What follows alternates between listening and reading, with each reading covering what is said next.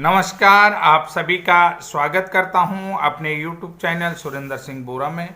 साथियों, आज की जो महत्वपूर्ण जानकारी है वो अपने वीडियो के माध्यम से आप सभी लोगों तक पहुंचाने का प्रयास कर रहा हूं। जैसा कि आप सभी लोग जानते हैं, NIOS DLED versus the state of Uttarakhand या NIOS DLED versus Jaiveer Singh case का जो डिसीजन आपने 28 नवंबर को सुप्रीम कोर्ट से आया, तो आपने देख लिया होगा कि उसमें क्या डिसीजन आया।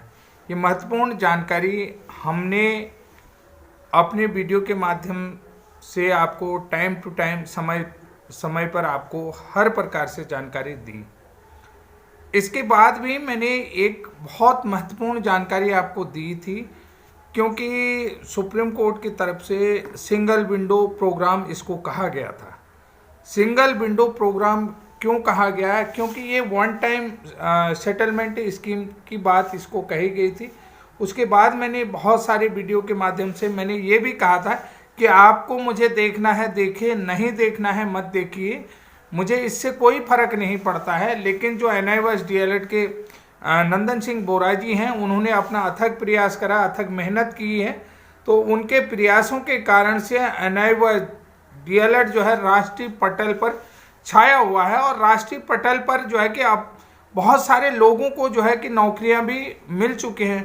तो ये एक निरंतर प्रयास उत्तराखंड की तरफ से नंदन सिंह बोरा जी का रहा, जो इसको राष्ट्रीय स्तर पर लेके। स्टेट लेवल पर तो बहुत सारे लोगों ने फाइट किया, लेकिन इसे राष्ट्रीय लेवल पर अगर पहुंचाने का श्रेय है तो वो नंदन सिंह बोरा जी को है। और मैं ये चीज़ कह रहा हूँ कि नंदन सिंह बोरा जी कभी हार नहीं मानने वाले हैं। इस बात को मैं इसलिए कह रहा हूँ क्योंकि हजारों बच्चों के भविष्य का सवाल है। क्योंकि एक सीधी सी बात है, बहुत सारे लोग कहेंगे कि मैं B.Ed वाला हूँ, मैं इसकी बात क्यों कर रहा हूँ? क्योंकि हमारे जो लोग हैं प्राइवेट स्कूलों में पढ़ाते हैं, प्राइवेट स्कूलों में पढ़ाने के बाद अपने जो पैसा उन्होंने थोड़ा बहुत बचाया था, ट्रेनिंग में भी खर्चा लगता है, तो क्या इतना बड़ा राष्ट्रीय स्तर पर फर्जीवाड़ा हुआ कि NIOS DLED के नाम पर? ये फर्जीवाड़ा कैसे हो सकता है? यहाँ पर जो है कि यहाँ पर करप्शन के अगेंस्ट लड़ने वाली भी बात आ गई है। करप्शन के अगेंस्ट जो है कि आवाज़ उठाने की भी बात आ गई कि अगर ये कोर्स वैलिड नहीं होता है तो इसका मतलब है कि इतने लाखों 14 लाख बच्चों के साथ धोखाधड़ी हुई, उसके बाद B.Ed ब्रिज कोर्स वाले बच्चों के साथ धोखाधड़ी हुई। ये भी तो बात आप समझ रहे हैं। इस बात को भी तो देखिए ना कि करोड़ों बच्चों के साथ NCT के नाम पर धोखाधड़ी क्यों की गई, NIOS DLED के नाम पर धोखाधड़ी क्यों करी गई, संसद के बिल के नाम पर धोखाधड़ी क्यों की गई? ये भी एक सवाल है। ये इतने बड़े सवाल यहाँ पर क्यों उठाए जा रहे हैं मेरे द्वारा कि कुल मिलाकर के इसको मैं धोखाधड़ी ही कह सकूंगा। और एक चीज़ और कहते हैं कि अगर NIOS DLED के प्रशिक्षण में किसी प्रकार की खामियां रह गई हैं तो उन खामियों को दूर करने का भी प्रयास NCT करेगी। NCT ने अगर उसमें खामियां थी तो NCT ने पहले बताना चाहिए कि उसमें किस प्रकार की खामियां हैं। लेकिन यहाँ पर सवाल एक बात ये आती है कि सबसे बड़ा सवाल ये है कि क्या NCT का गजट नोटिफिकेशन जारी न करना NCT की एक भूल है? सॉरी, NIOS DLED प्रशिक्षण के लिए NCT का गजट नोटिफिकेशन जारी न करना क्या NCT की भूल है, या जो है कि NCT द्वारा NIOS DLED प्रशिक्षण के लिए गजट नोटिफिकेशन के लिए आदेश जारी करने के बाद चेयरमैन का स्थानांतरण के कारण से ये गजट धरातल पर नहीं आ पाया, यानी कि NCT की तरफ से ये फाइलों में दबा रह गया। ये एक बहुत बड़ी बात बता रहा हूँ। दो सवाल पूछ रहा हूँ कि क्या NIOS DLED प्रशिक्षण के लिए NCT द्वारा गजट नोटिफिकेशन जारी न करना क्या NCT की भूल है? दूसरी बात कि जो NCT के चेयरमैन का स्थानांतरण होना क्या NIOS DLED प्रशिक्षण का गजट नोटिफिकेशन जारी होने का आदेश फाइलों में दब गया है? ये दो बात हैं। तो ये दो बात जो है कि आज हमने भी नंदन सिंह बोरा जी का जो लाइव वीडियो देखा, उस लाइव वीडियो के माध्यम से सुना। उन्होंने विश्वस्त सूत्रों से कहा था कि ये गजट नोटिफिकेशन के लिए आदेश तो जारी हुआ था, कि ये एनसीटी के भूल के कारण से धरातल पर नहीं आया, ये ओपन नहीं हो पाया। फिर उसके बाद एनसीटी के चेयरमैन का ट्रांसफर हो गया, तो इस कारण से ये फाइलों में दबा रह गया है। तो अब इसके लिए वो लोग अथक प्रयास करें। उन्होंने कह दिया कि लगभग 80% ये काम हो चुका है।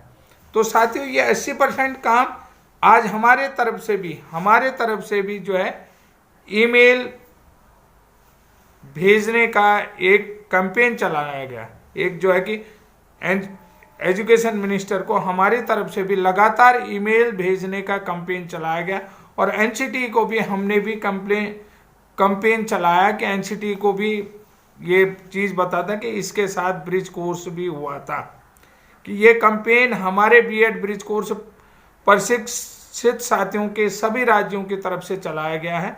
और ये एजुकेशन मिनिस्टर, केंद्रीय एमएचआरडी मिनिस्टर को भी भेजा गया और एनसीटी के चेयरपर्सन को भी भेजा गया है। ये बराबर ये कैंपेन जारी रह रहा है। जिस तरीके से एनआईओएस डीएलएड, मैंने कई बार कह दिया कि आगे आगे एनआईओएस डीएलएड है तो पीछे पीछे बीएड ब्रिज कोर्स भी है।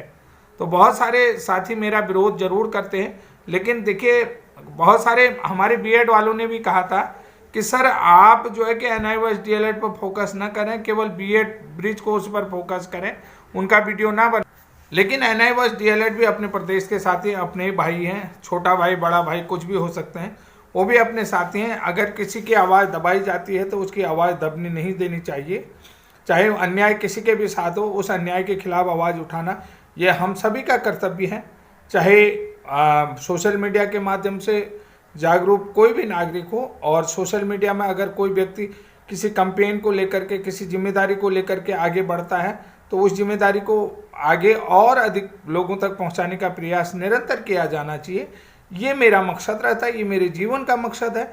और इसीलिए हमने जो है कि बीएड प्रशिक्षित होने के बावजूद भी हमने जो पत्रकारिता करी, पत्रकारिता हम फुल किसी न्यूज़ चैनल पर नहीं करते हैं, हम अपने सोशल मीडिया प्लेटफॉर्म पर और पत्रकार लोगों के साथ मिलजुल करके करते हैं। जहाँ पर लोगों की आवाज़ दबती है वहाँ पर उठाने का निरंतर प्रयास हमारे द्वारा होता है, और हम यहाँ पर लगातार करते भी रहेंगे।